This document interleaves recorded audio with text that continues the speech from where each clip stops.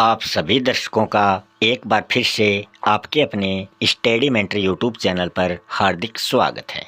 आज हम आपके सामने लेके आए हैं नई एनसीईआरटी की जो पाठ्य पुस्तकें हैं, उसमें कक्षा 12 की जो भूगोल पाठ्य पुस्तिका है उससे संबंधित हम आज का ये वीडियो आपके सामने प्रस्तुत करने जा रहे हैं। इस वीडियो का जो टाइटल है, जो शीर्षक है, वो रहने वाला है परिवहन एवं संचार। इससे पहले हमने इसके 6 वीडियो जो हैं वो चैनल पर अपलोड कर दिए हैं। अगर आप वो वीडियो देखना चाहते हैं तो प्लेलिस्ट में जाकर आप वो वीडियो देख सकते हैं। ये वीडियो आपके लिए बहुत ही इम्पोर्टेंट रहने वाला है। अगर आप किसी भी प्रतियोगिता परीक्षा की तैयारी कर रहे हैं तो आपके लिए यह वीडियो बहुत ही खास है। इस वीडियो से कम 1 या 2 क्वेश्चन आपसे अवश्य पूछे जाने की संभावना है। वीडियो पर अंत तक बने रहें। अगर आपने वीडियो को अभी तक लाइक या शेयर नहीं किया है तो वीडियो को लाइक शेयर कर लें और चैनल को भी सब्सक्राइब ज़रूर कर लें। शुरू कर रहे हैं अपना आज के इस वीडियो का पहला प्रश्न। यदि आपको लंबी दूरी तक यात्रा कम समय में तय करनी है तो आप कौन से परिवहन साधन का चयन जो है वो सबसे पहले करेंगे? तो वो ऐसा परिवहन का साधन जो कम समय में लंबी दूरी तय करता है वो है वायु परिवहन, जो वायुयान के माध्यम से होता है। नेक्स्ट प्रश्न है, संचार की वो विधा जो संचार के अन्य साधनों का नियमन करती है वो क्या कहलाती है? तो वो उपग्रह संचार की श्रेणी में आती है। अगला प्रश्न है, विश्व का सबसे लंबा रेल मार्ग कौन सा है? तो ये विश्व का सबसे लंबा रेल मार्ग की बात यहाँ पूछी गई है तो वो है पार साइबेरियन रेल मार्ग। ये सर्वाधिक लंबा रेल मार्ग माना जाता है। अगला प्रश्न है, स्वेज नहर जिन सागरों को जोड़ती है वो कौन से सागर हैं? तो स्वेज नहर भूमध्य सागर और लाल सागर को एक दूसरे से जोड़ती है। अगला प्रश्न है, पनामा नहर जिन महासागरों को आपस में जोड़ती है तो वो कौन से हैं? तो पनामा नहर की बात करें तो इसमें अटलांटिक महासागर और प्रशांत महासागर, इन दोनों को आपस में पनामा नहर जो है वो जोड़ती है। अगले प्रश्न की हम बात करें, विश्व का व्यस्ततम व्यापारिक जलमार्ग कौन सा है? तो वो माना जाता है उत्तरी अटलांटिक समुद्री मार्ग। तो ये विश्व का सबसे व्यस्त व्यापारिक जलमार्ग है। अगला प्रश्न है, कौन सा समुद्री मार्ग प्राचीन विश्व के हृदय स्थल कहे जाने वाले क्षेत्रों से गुजरता है? तो उसकी हम बात करें तो वो है भूमध्य सागर हिंद महासागरीय समुद्री मार्ग। अगला प्रश्न है, पनामा नहर में कितने जल प्रबंधक हैं? तो इनकी कुल संख्या की हम बात करें तो ये हैं 6। अगले प्रश्न पर चलते हैं, भारत द्वारा आर्यभट्ट का प्रक्षेपण जो है वो कब किया गया था? तो ये किया गया था 19 अप्रैल 1975 को। राष्ट्रीय महामार्ग संख्या 7 जो नेशनल हाईवे है 7, वो कौन से 2 स्थानों को जोड़ता है? तो वो जोड़ता है वाराणसी को कन्याकुमारी से। अगले क्वेश्चन की हम बात करें तो वो है, रेल मार्गों में मानक लाइन मतलब दोनों पटरियों के बीच की दूरी 1.44 मीटर होनी चाहिए। इसका उपयोग किस देश में किया जाता है? तो उस देश का नाम है ब्रिटेन। अगला प्रश्न है, किस देश में रेल घनत्व जो है वो सबसे अधिक है? तो वो देश है बेल्जियम। एफिल टावर के सामने कौन सी नदी आंतरिक जलमार्ग बनाती है? तो वो उस नदी का नाम है साइने नदी। किस वर्ष स्वेज नहर का निर्माण किया गया था? तो वो है 1869 को। इंग्लैंड में स्थित यूरो टनल ग्रुप द्वारा संचालित सुरंग मार्ग कौन से 2 स्थानों को जोड़ती है? तो उन स्थानों की बात करें तो वो एक तो पेरिस है, एक लंदन है। इन दोनों को ये जोड़ती है। अगले प्रश्न की बात करें, विश्व में प्रथम सार्वजनिक रेल मार्ग कब शुरू किया गया था? तो ये 1825 को इसकी शुरुआत की गई थी। विश्व में प्रथम सार्वजनिक रेल मार्ग किन दो स्थानों के बीच में शुरू किया गया था, उसकी हम बात करें तो ये स्टॉकटन और डर्लिंगटन जो है इनके बीच में शुरू किया गया था। अगला क्वेश्चन है, हिमाच्छादित मैदानों में स्लेज गाड़ी खींचने हेतु कौन से पशुओं का उपयोग वहाँ पर किया जाता है? तो आपने टीवी पर देखा होगा, वहाँ कुत्ते व रेडियर जो हैं इनके द्वारा स्लेज गाड़ी खींची जाती है, क्योंकि ये बर्फीले इलाके हैं। यहाँ पर और कोई जानवर जो है वो गाड़ी को नहीं खींच सकता, क्योंकि उनके पाँव फिसलते हैं, और कुत्ते व रेडियर जो हैं यही वहाँ पर सफल सिद्ध होते हैं। अगले प्रश्न की हम बात करें तो वो है, छोटी दूरियों के लिए परिवहन का कौन सा साधन सबसे उपयुक्त माना जाता है? तो वो है सड़क परिवहन। जर्मनी में अच्छी गुणवत्ता वाली तथा तीव्रगामी सड़कों को क्या नाम दिया जाता है? तो उनको ऑटो वाहन नाम दिया गया है। नेक्स्ट प्रश्न की बात करें तो ट्रांस कनाडियन महामार्ग जो है वो कौन से दो नगरों को जोड़ता है? तो वो वैंकूवर और सेंट जॉन को आपस में जोड़ता है। अलास्का राजमार्ग कौन से दो नगरों को जोड़ता है? तो अलास्का राजमार्ग जो है ये एडमंटन और एंकारेज जो नगर हैं उनको आपस में जोड़ता है। भारत का सबसे लंबा महामार्ग कौन सा है, उसकी हम बात करें तो वो है नंबर 5। वोल्गा जलमार्ग स्थित है, तो ये रूस में स्थित है। फिर है, रिक्त स्थानों की पूर्ति आपको करनी है। कौन से महाद्वीप जो है वो विश्व का सघनतम रेल मार्ग वाला महाद्वीप है? तो वो है यूरोप महाद्वीप। दूरस्थ स्थानों को जोड़ने वाली पक्की सड़कें जो 80 मीटर तक चौड़ी होती हैं वो क्या कहलाती हैं? तो वो महामार्ग कहलाती हैं। देश में महामार्ग प्रमुख नगरों को जोड़ते हुए देश में क्रिस क्रॉस करते हैं, तो वो चीन में ऐसे महामार्ग निर्मित हैं। अंतर्राष्ट्रीय सीमाओं के सहारे बनाई गई सड़कों को क्या नाम दिया जाता है? तो वो सीमावर्ती सड़कें कहलाती हैं। कौन सी नहर में 6 जल प्रबंधक तंत्र हैं? तो वो हैं पनामा नहर में। नेक्स्ट क्वेश्चन है, बिग इंच क्या है? तो बिग इंच जो है वो एक प्रकार की पाइपलाइन है जिससे मेक्सिको की खाड़ी में स्थित तेल के कुओं से संयुक्त राज्य अमेरिका के उत्तरी राज्यों तक तेल जो है वो पहुंचाया जाता है। अगले प्रश्न की बात करें, वृहद ट्रंक मार्ग क्या है? तो उत्तरी अटलांटिक समुद्री मार्ग जो विश्व का सबसे व्यस्ततम समुद्री मार्ग है उसी को वृहद ट्रंक मार्ग कहा जाता है। इस मार्ग से विश्व का लगभग 1/4 व्यापार होता है, और यही जो वह मार्ग है जो औद्योगिक दृष्टि से विकसित विश्व के 2 प्रदेशों उत्तरी पूर्वी संयुक्त राज्य अमेरिका और पश्चिमी यूरोप को आपस में जोड़ने का काम करता है।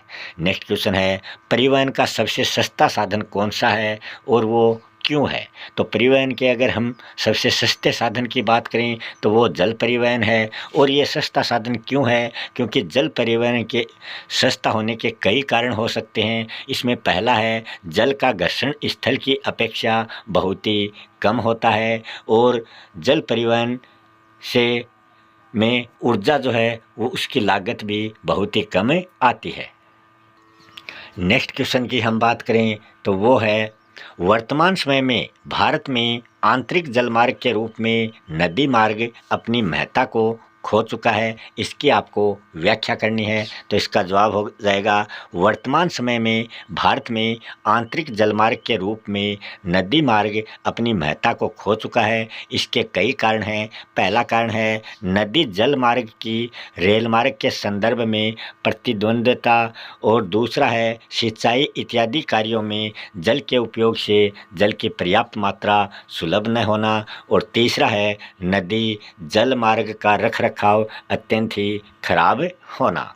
अगला प्रश्न है, विकसित देशों में आंतरिक जलमार्ग के रूप में नदियों की सार्थकता, व्यापार व परिवहन में पुनः स्थापित होने के कारण आपको लिखने हैं। तो इसका जवाब हो जाएगा, विकसित देशों में आंतरिक जलमार्ग के रूप में नदियों की सार्थकता, व्यापार व परिवहन में पुनः स्थापित होने के कई कारण हैं। उसमें पहला है नदी तल को गहरा करके, दूसरा है नदी तल को स्थिर करके, तीसरा है बांध बनाकर जल प्रवाह को नियंत्रित करके। तो ये 3 इसके प्रमुख कारण हैं। अगला प्रश्न है, परिवहन एक संगठित सेवा उद्योग है, इसकी आपको व्याख्या करनी है। तो परिवहन एक संगठित सेवा उद्योग है, इसकी व्याख्या निम्नलिखित पक्षों या तर्कों के द्वारा हम कर सकते हैं। इसमें पहला है, परिवहन के माध्यम से लोगों तथा समाज की आधारभूत आवश्यकताओं की पूर्ति की जाती है। दूसरा है, परिवहन के अंतर्गत विभिन्न संस्थाओं का समावेश किया गया है जो परिवहन मार्गों के निर्माण तथा उनके रखरखाव का कार्य करते हैं। फिर है, विभिन्न प्रकार के परिवहन के साधन देश की प्रतिरक्षा को मजबूत करते हैं। और अगला है, दक्ष संचार व्यवस्था तथा तीव्रगामी परिवहन देश के विभिन्न इलाकों में फैले लोगों के बीच सहयोग तथा एकता बढ़ाते हैं। अगले प्रश्न की हम बात करें, परिवहन के अन्य साधनों से महंगा होते हुए भी वायु परिवहन अपरिहार्य क्यों है? इसके 2 कारण आपको बताने हैं। तो इसका पहला कारण हो जाएगा, वायु परिवहन जो है ये तीव्रगामी परिवहन का साधन होने के कारण लंबी दूरी की यात्रा इसके द्वारा कम समय में की जाती है, इसीलिए इसको यात्री वरीयता देते हैं। मूल्यवान वस्तुओं को तेजी से पूरे विश्व में इसके द्वारा कहीं भी भेजा जा सकता है। अगम्य क्षेत्रों जहां पहुंच नहीं सकते, जैसे कि पर्वतीय हिम क्षेत्र तथा विषम मरुस्थलों में पहुंचने का एकमात्र साधन जो है वो वायु परिवहन ही है। प्राकृतिक आपदा जैसे कि भूस्खलन, एवेलांस, बाढ़ तथा भूकंप के समय वायु परिवहन ही एकमात्र विकल्प होता है।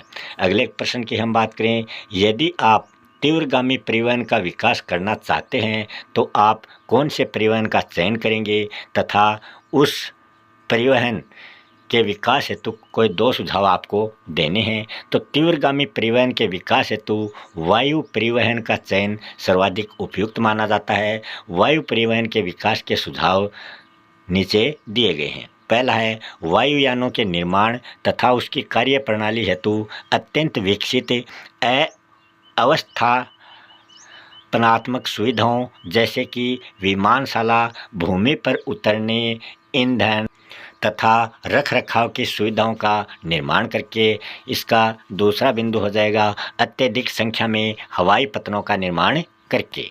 नेक्स्ट क्वेश्चन है, यदि आप सीमेंट का अंतर्राष्ट्रीय व्यापार करना चाहते हैं तो आप परिवहन के किस साधन का चयन करेंगे और क्यों करेंगे? तो इसका जवाब हो जाएगा, सीमेंट के अंतर्राष्ट्रीय व्यापार हेतु जल परिवहन का चयन करेंगे, जिसके कई कारण हैं। पहला कारण है, जल परिवहन भारी व स्थूल सामग्री को परिवहन करने का सर्वाधिक उपयुक्त साधन है। दूसरा कारण है, यह परिवहन का सबसे सस्ता साधन है। अगला प्रश्न है, विश्व के किन्हीं 3 ट्रांस महाद्वीपीय रेल मार्गों के नाम लिखने हैं। तो उसमें पहला है पार साइबेरियन रेल मार्ग, दूसरा है पार कनेडियन रेल मार्ग, तीसरा है ऑस्ट्रेलियाई पार महाद्वीपीय रेल मार्ग। तो ये 3 प्रमुख रेल मार्ग हैं। और चौथे की बात करें तो वो है ओरिएंट एक्सप्रेस, और 5वें की बात करें तो वो है संघ एवं प्रशांत रेल मार्ग। मगर इसमें 3 ही पूछे गए हैं, अगर 5 पूछ ले तो ये 5 आपको बताने हैं। अगला प्रश्न है, न्यूयॉर्क से सैन फ्रांसिस्को की यात्रा हेतु किस रेल मार्ग का उपयोग आप करना चाहेंगे और किन 2 शहरों से ये गुजरेगा? तो न्यूयॉर्क से सैन फ्रांसिस्को की यात्रा हेतु संघ एवं प्रशांत रेल मार्ग का उपयोग हम करेंगे। इस मार्ग में आने वाले प्रमुख शहर जो हैं वो हैं क्लीवलैंड, शिकागो, ओमाहा, ओगडन। मगर आपको यहाँ 2 ही शहरों के नाम बताने हैं, यहाँ पर 5 शहरों के नाम दिए गए हैं। अगला प्रश्न है, सेंट पीटर्सबर्ग ने व्लादिवोस्टोक की यात्रा हेतु किस रेल मार्ग का उपयोग करेंगे तथा किन 2 शहरों से आप गुजरेंगे? तो इसका जवाब हो जाएगा सेंट पीटर्सबर्ग से व्लादिवोस्टॉक की यात्रा हेतु पार साइबेरियन रेल मार्ग का उपयोग हम करेंगे और उसके द्वारा हम मॉस्को, कजान, ट्यूमिन और नोवोसिबिर्स्क जो है उन शहरों से हम गुजरेंगे। अगला प्रश्न है ट्रांस साइबेरियन रेल मार्ग की व्याख्या निम्नलिखित बिंदुओं के आधार पर आपको करनी है। पहला है रेल मार्ग का विस्तार, दूसरा मार्ग में आने वाले प्रमुख पर्वत व नदियाँ, तीसरा है प्रमुख महत्वपूर्ण केंद्र। तो इसमें पहला है रेल मार्ग का विस्तार। रूस में स्थित एशिया का सबसे महत्वपूर्ण एवं विश्व का सर्वाधिक लंबा 9,322 किलोमीटर दोहरे मार्ग युक्त विद्युतीकरण पार महाद्वीपीय रेल मार्ग है जो पिट्सबर्ग को व्लादिवोस्टॉक से जोड़ता है और यह एशियाई प्रदेश को पश्चिमी यूरोपीय बाजारों से जोड़ता है। मार्ग में आने वाले प्रमुख पर्वत व नदियों की हम बात करें तो इसमें प्रमुख पर्वत है यूराल पर्वत और नदियों की बात करें तो ओब एवं येनेसी जो नदी हैं वो इसके मध्य में आती हैं। इसके प्रमुख महत्वपूर्ण केंद्रों की हम बात करें तो महत्वपूर्ण केंद्र है एक तो है चिता, ये महत्वपूर्ण कृषि केंद्र है और दूसरा है इर्कुट्स्क जो फर केंद्र है। अगले प्रश्न की हम बात करें तो एशियाई प्रदेश के बाजार को पश्चिमी यूरोपीय बाजारों से जोड़ने वाला पार महाद्वीपीय रेल मार्ग कौन सा है? तो वो है पार साइबेरियन रेल मार्ग। नेक्स्ट क्वेश्चन है पर्थ से सिडनी तक की यात्रा हेतु किस रेल मार्ग का उपयोग आपके द्वारा किया जाएगा और कौन से 2 शहरों से आप गुजरेंगे? तो पर्थ से सिडनी तक की यात्रा हेतु ऑस्ट्रेलियाई पार महाद्वीपीय रेल मार्ग का उपयोग हम करेंगे और इसके बीच में आने वाले प्रमुख शहर हैं कलगुडली, ब्रोकन हिल और पोर्ट अगस्ता।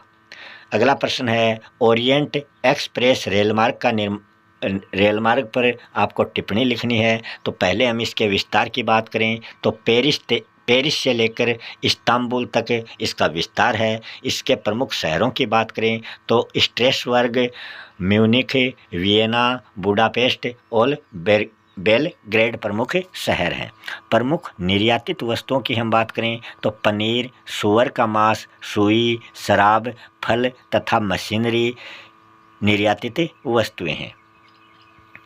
अगले प्रश्न की बात करें तो पार कैनेडियन रेल मार्ग की व्याख्या निम्नलिखित बिंदुओं के आधार पर आपको करनी है। तो यहाँ विस्तार, प्रमुख शहर, निर्माण का उद्देश्य, रेल मार्ग का महत्व है और निर्यातित वस्तुएं, इनके बारे में आपको बताना है।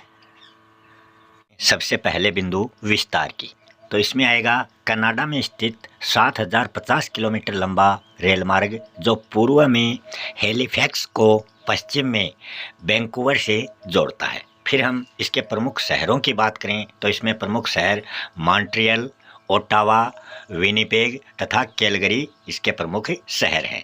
इसके निर्माण के उद्देश्य की हम बात करें तो 1886 ईस्वी में ब्रिटिश कोलंबिया को 2 राज्यों के संघ में शामिल करने के उद्देश्य से इसको निर्मित किया गया था।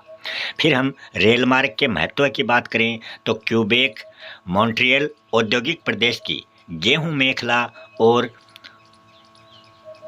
उत्तर के शुंकधारी वन प्रदेश से ये जोड़ने के कारण इस रेल मार्ग का महत्व जो है वो काफ़ी बढ़ गया है। अगर हम निर्यातित वस्तुओं की बात करें तो उसमें गेहूं व मांस जो हैं वो इसकी प्रमुख निर्यातित वस्तुएं हैं। नेक्स्ट क्वेश्चन है स्वेज नहर की व्याख्या निम्नलिखित बिंदुओं के आधार पर आपको करनी है। सबसे पहले स्थिति, तो स्थिति में स्वेज नहर जो है ये मिस्र देश में स्थित है। इसका निर्माण 1869 में 1869 ईस्वी में भूमध्य सागर एवं लाल सागर को जोड़ने के उद्देश्य से इसका निर्माण किया गया था। फिर हम बात करें जलबंधक की, तो जलबंधक जो है ये स्वेज नहर में एक भी जल बंधक नहीं है। फिर हम बात करते हैं इससे प्रभावित होने वाले क्षेत्र, तो स्वेज नहर से यूरोप तथा दक्षिणी एशिया के देशों को अत्यधिक लाभ मिला है। इसमें इंग्लैंड, फ्रांस, मिस्र, इजराइल, भारत, श्रीलंका, म्यांमार आदि देश इसमें आते हैं। फिर हम इसकी लंबाई और गहराई की बात करें स्वेज नहर की, तो स्वेज नहर की लंबाई 160 किलोमीटर है और स्वेज नहर की जो गहराई है वो 11 से लेकर 15 मीटर तक मानी जाती है। फिर हम इसके प्रमुख पत्तनों की बात करें, स्वेज नहर पर कौन कौन से पत्तन जो हैं वो निर्मित हैं, तो उसमें पोर्ट सईद, पोर्ट स्वेज, अल कटारा पतन, इस्माइलिया पतन, पोर्ट फईद आदि प्रमुख पतन इस पर बने हुए हैं। फिर हम बात करते हैं अगले क्वेश्चन की, पनामा शहर की व्याख्या निम्नलिखित बिंदुओं के आधार पर आपको करना है। ये बिंदु यहाँ पर दिए गए हैं, इसका जवाब हमें देना है।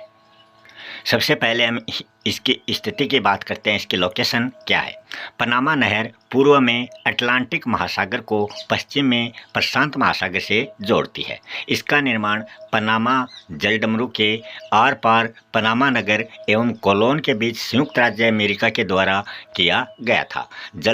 जलबंधक की बात करें तो पनामा नहर में कुल 6 जलबंधक बने हुए हैं। इससे प्रभावित होने वाले देशों की बात करें तो पनामा नहर से सबसे अधिक प्रभावित देश जो है वो संयुक्त राज्य अमेरिका तथा पनामा है। इसके अलावा पश्चिमी यूरोप तथा पूर्वी एवं दक्षिण पूर्वी एशिया के देश भी इससे प्रभावित हुए हैं। इसकी लंबाई की बात करें और गहराई की बात करें तो पनामा नहर लगभग 72 किलोमीटर लंबी मानी जाती है। फिर आगे आपको सुमेलित करने हैं, ये सुमेलित वाला क्वेश्चन है। इसमें आपको आंतरिक जलमार्ग और अवस्थित देश दिए गए हैं, इनको आपको क्या करना है, सुमेलित करना है। हम यहाँ इसका जवाब देख लेते हैं। सबसे पहले है राइन जलमार्ग, जो किससे सुमेलित है, Germany, Netherlands, Switzerland, France, Belgium. Danube जलमार्ग ये पूर्वी यूरोपीय देश में अवस्थित है। वोल्गा जलमार्ग रूस में है और वृहद झील एवं सेंट लॉरेंस समुद्री मार्ग जो है ये उत्तरी अमेरिका के उत्तरी भाग में स्थित है। अगला क्वेश्चन है, साइबर स्पेस इंटरनेट से आप क्या समझते हैं, तो इसका जवाब हो जाएगा साइबर स्पेस विद्युत द्वारा कंप्यूटरीकृत स्पेस का संसार है। यह वर्ल्ड वाइड वेबसाइट जैसे इंटरनेट के द्वारा आवृत है और यह भेजने वाले और प्राप्त करने वाले के शारीरिक संचलन के बिना कंप्यूटर पर सूचनाओं के प्रेषण और प्राप्ति की विद्युतीय अंकीय दुनिया है। इसे इंटरनेट के नाम से भी जाना जाता है। साइबर स्पेस प्रत्येक जगह विद्यमान माना जाता है। अगले क्वेश्चन की हम बात करें, उपग्रह विकास के क्षेत्र में भारत द्वारा उठाए गए कदमों के विषय में संक्षेप में आपको लिखना है।